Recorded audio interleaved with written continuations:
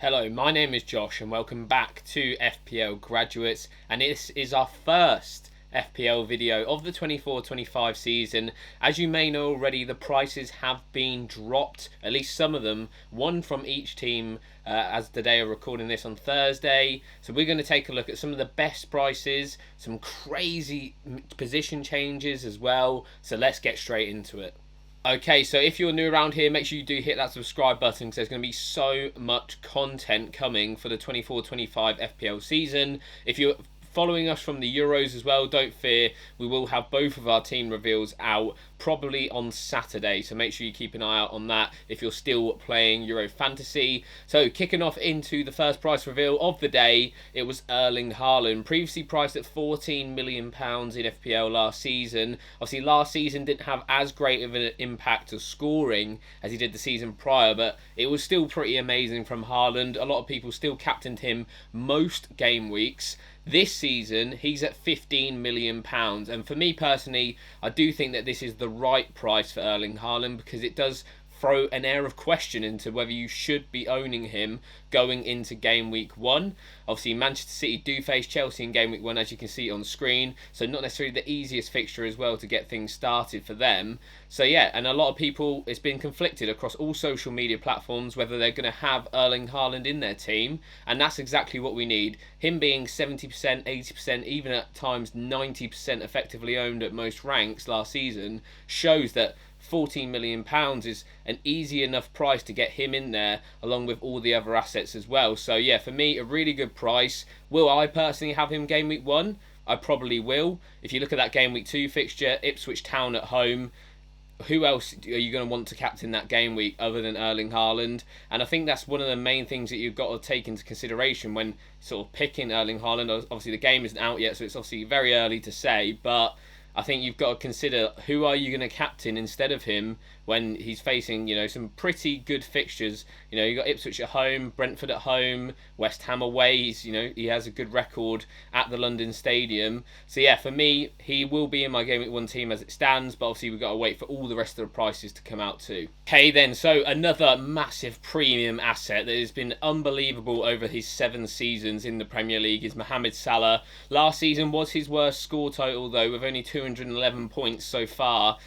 So yeah, for me, Salah's going to be an interesting one because obviously it is the first season without Jurgen Klopp. Arne Slot is coming in, so you're going to, I'm expecting a bit of a transitional season for Liverpool. Not saying that they can't get top 4, but I do think that it will be a little bit harder, obviously, living life without Jurgen Klopp. One of the main bonuses with Mohamed Salah is that he's had a totally free summer. He's not been involved in any sort of international tournaments. He's just been really fresh, which, to be honest, towards the back end of last season, we saw him get rotated a little bit for maybe the first time really under Klopp, which we haven't seen before.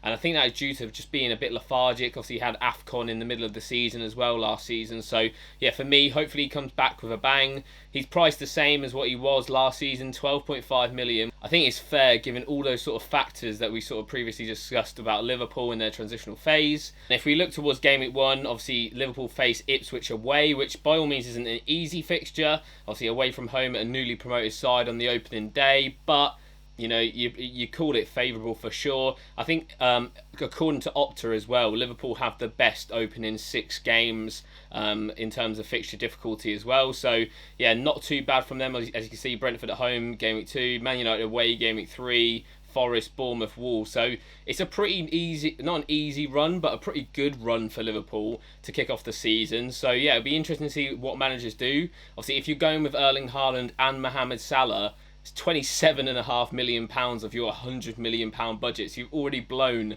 over 25% of your budget within 2 players. So it'll be interesting to see sort of what the pricing is like of maybe cheaper alternatives, which we'll cover on in a little moment. Okay then, so moving on to a player who was fantastic last season in FPL, and that is Kai Havertz. He got a price rise up to £8 million, and he's also had a position change to a forward. Obviously, he was adopting that false number 9 position for Arsenal. So he has been made a forward this season, which is obviously a negative if you look at the point scoring system at the moment. Obviously, midfielders do get that extra point for a goal as well as a clean sheet point as well, and we know how good that Arsenal defence was last season. In terms of fixtures for Arsenal, it's not too easy, to be honest, to get the season started.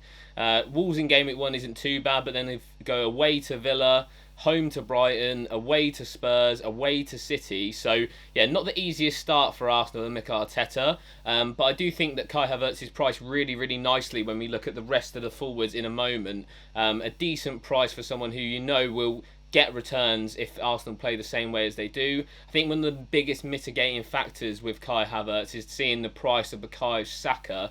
Obviously, his price hasn't been released just yet. If it is anything like 10, 10.5, 11 million, I think it does bring into consideration Kai Havertz, because obviously he's saving almost £3 million there for a player who realistically gets a similar amount of attacking returns as what we saw last season. So yeah, I think it's a good price, and it'll be an interesting one to watch, see how many managers sort of have him in their teams come game week 1. Moving on to another position changed player, and it's an interesting one because we didn't see too much of him last season in FPL. It's Christopher Nkunku of Chelsea. Obviously very injury prone last season with that knee injury, so we didn't see too much, but from what we did see, he did look like a decent player, and obviously he has the record in the Bundesliga in seasons gone by.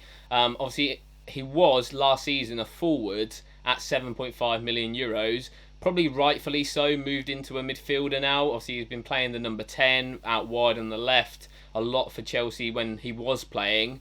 They have also chopped £1 million off of his price tag, which for me I think may be a bit unjust because we haven't seen too much of him.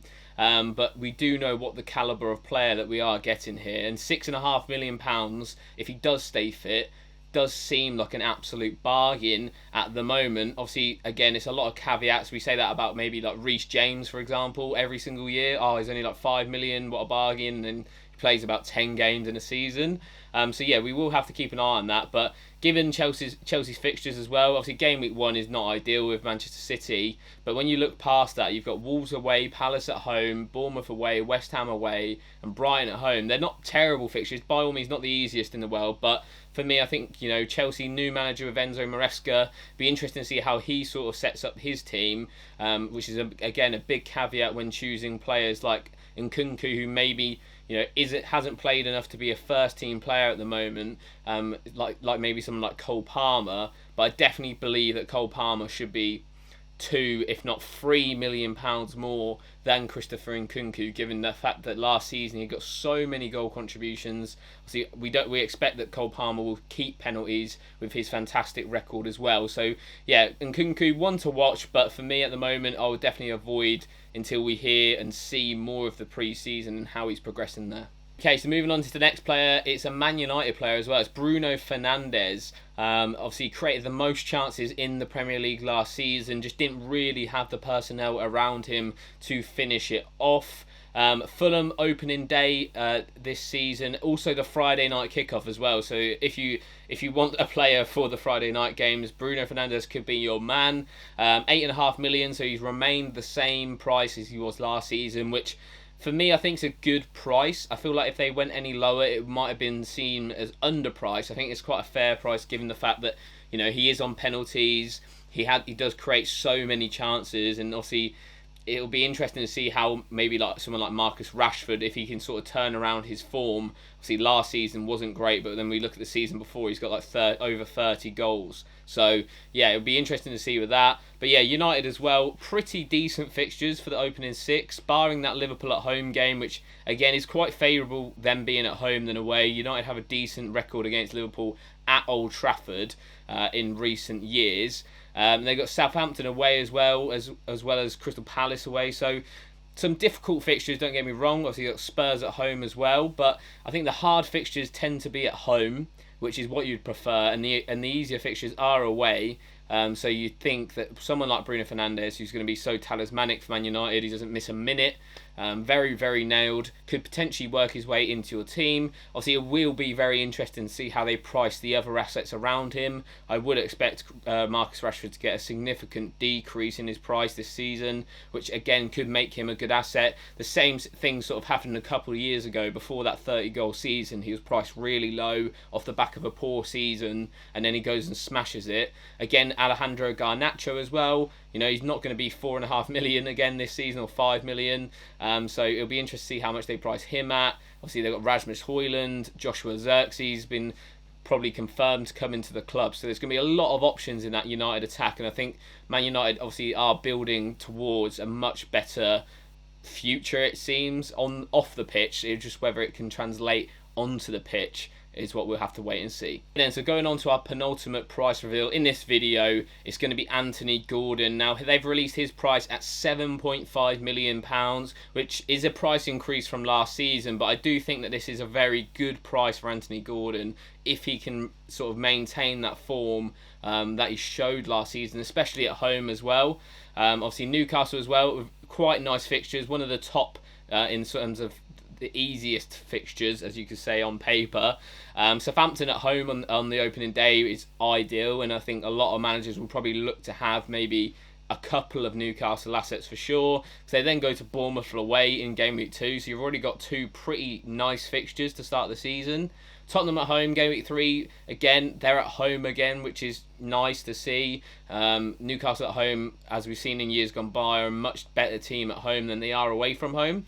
So you like that. And then Wolves away, Fulham at home, and then again City at home. We've seen Newcastle cause City problems at home before. So yeah, for me, really good fixtures for Newcastle, and it wouldn't shock me if managers maybe doubled up on that Newcastle attack depending on Alexander Isak's price, or even went for one of their defenders. Obviously last year defensively they weren't as good as what they were the year before. Lots of injuries in that defence, but they should have a fully fit defence back, and obviously any sort of incomings as well should probably strengthen that area of the pitch. So yeah, for me, Anthony Gordon is a really, really good pick. There are other players as well around his price point. Jarrod Bowen got released today. We haven't got a slide for him, but he is £7.5 million as well. So a lot of assets that you can maybe jump on and off at that sort of price range. Obviously, we talked about Nkunku before, which is really, really handy. And I think something that a lot of managers will look to do, have that sort of flexible price points, especially if you're going with someone like Haaland. You're not going to be taking him out your team realistically. So having those flexible price points around him will be really good and help you achieve that decent rank going forward. So yeah, nice price, Anthony Gordon. Okay then, so moving on to our next player. I lied on the last one, it's not the penultimate, this is the penultimate one. It's Antoine Semenyo from Bournemouth. Last season he was priced at 4.5 million and he was a forward for Bournemouth, but as we saw throughout the season, he was playing on the wide right, I do believe, and obviously he wasn't playing as a forward. So he's been classified now as a midfielder and had a price increase of 2 million up to 6.5 million, which for me I think is quite a fair price. Bournemouth last season, at the start of the season, if we all remember, were like favourites to go down. Obviously Bournemouth sacked Gary O'Neill, which was quite surprising for everyone after he just kept them up. And then got Iraola in, and then Iraola's played some really nice football with this Bournemouth team, and they've looked really, really good. Semenyo a big part of that, and also Dominic Solanke also a big part of that as well for Bournemouth. Bournemouth in general have pretty nice fixtures to start the season. They start the season off with a away trip to Nottingham Forest. They are then at home to Newcastle, Everton away after that, Chelsea at home, Liverpool away, which isn't the nicest fixtures, but they do have Southampton at home in game week 6, which is obviously quite a decent one. For me, again, similar to Nkunku, maybe Gordon and Bowen as well, a lot of players at these prices that I think we will be able to hop on and off if we need to, and obviously if there's obviously potential to in terms of the fixtures and stuff like that. So yeah, I think he comes into that bracket. Is he going to set the world alight? I don't know, but I think there is going to be a time and place for a player like Semenyo this season. Okay then, so our final price reveal for this video is going to be Ivan Toney. Now he's been released at £7.5 million, which is actually a decrease in price from last season. He was starting at £8 million. Obviously did miss a large chunk of last season due to that ban, but he came back, played really well, and then towards the tail end of the season couldn't really get any goals or any momentum. In terms of Brentford's fixtures, they're okay. I'd say you can sort of pick and choose the fixtures. You got Palace at home, which I think is okay. Liverpool away, obviously not great. Southampton at home, fantastic. City away, not great. So it seems to flip between good and bad for the first 6 for Brentford. So again, are you willing to invest £7.5 million in someone who's got maybe a bad fixture every other game? I'm not so sure off the top of the game, but obviously Ivan Toney might not be at Brentford given game week 1. Obviously the Euros haven't finished yet for England, so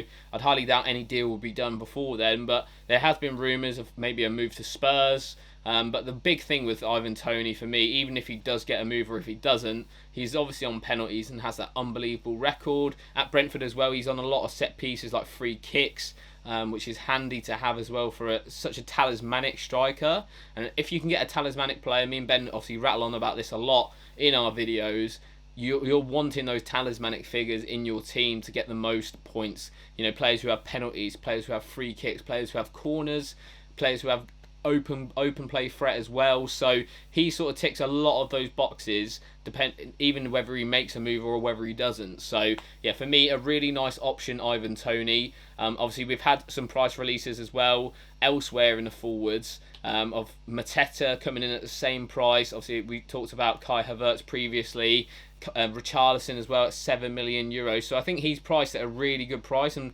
maybe potentially better than some of the players who are priced around him or maybe just below him, which is really, really good pricing from FPL. So yeah, a nice pick there, Ivan Toney. I thought I'd add a little extra at the end here. So we've got Ollie Watkins up last. This is the last one, I actually promise it this time. He's coming in at £9 million. No one got more goal contributions than him last season. A really fantastic season for him, and obviously scoring that goal in the semi-finals for England. He's in everyone's good books at the moment. Villa, obviously, at the moment, they've lost Douglas Luiz, and as I'm recording this, there's talk about Moussa Diaby as well moving off to Saudi Arabia. So at the moment, they're looking quite light in that Villa team. Obviously, they did bring in a couple of players from Juve in that Douglas Luiz deal, but it does beg the question of who will be on penalties for Aston Villa next season, because obviously Douglas Luiz was the penalty taker. Then before that, we did see Ollie Watkins take them, but he did miss a few, hence why it moved to Douglas Luiz. Yeah, it will be interesting to see who will be taking the pens, and obviously if it is Ollie Watkins, it almost makes him a bargain, because at £9 million, you'd probably say that's a fair price if he sort of continues the form that he had last season. And in terms of fixtures for Aston Villa, they aren't too bad, to be fair. Obviously, they've got that Arsenal at home fixture, which I don't think is too bad. Obviously, they did beat Arsenal and Manchester City at home last season. So you got West Ham away, not too bad. Leicester away, a good fixture there. Everton at home, a pretty good fixture there. Wolves at home, again, decent. And then Ipswich away in game week 6. So, to be honest, I think there's only one poor fixture out of the opening 6 there. So, yeah, Aston Villa assets are going to be ones that we're probably going to look to target and especially look at in pre-season, given the fact that they've had so many outgoings to key players already. It'll be interesting to see how they replace them, how they adapt to those outgoings. Obviously, one thing we do know for sure is that Ollie Watkins is going to be at the heart of that and scoring the goals up top. So, yeah, a really, really nice option as well. So, yeah, he'll probably, not guaranteeing it, but he might make my Game Week 1 draft. Okay then, so that wraps up some of the price reveals on the first day of FPL releasing them. I imagine they're going to drip feed more price reveals over the coming days. And obviously a lot of people wanted to know when the game will get released. Our best guess at the moment will be Wednesday morning, just because in their article they did say they'll be doing price releases up until Tuesday. So you'd imagine it'll be around Wednesday or at least sometime next week for sure. So yeah, if you want to see all the other price reveals, make sure you head over to our Instagram. We post them all over there, so make sure to check that out. And as well as checking our TikTok out as well, because we do post them on there. A lot of good players released so far today, but I think a lot of people will be looking at the prices of Bukayo Saka, Phil Foden, Cole Palmer to decide sort of what their structure will look like and whether they'll be going with or without Erling Haaland come game week 1. If you did enjoy the video, make sure you smash that like button and make sure you comment down below your thoughts on the price reveals so far. Do you think they're fair? Do you think players are overpriced, underpriced? Let me know in the comments. We love a good discussion on that. If you haven't already as well, make sure you hit that subscribe button. We're trying to get as many people over here onto our YouTube channel, so any support we really do appreciate. And after all that, I've been Josh, and I hope you have a good pre-season, everyone. So you may rise, but you'll never make me wanna stick around you.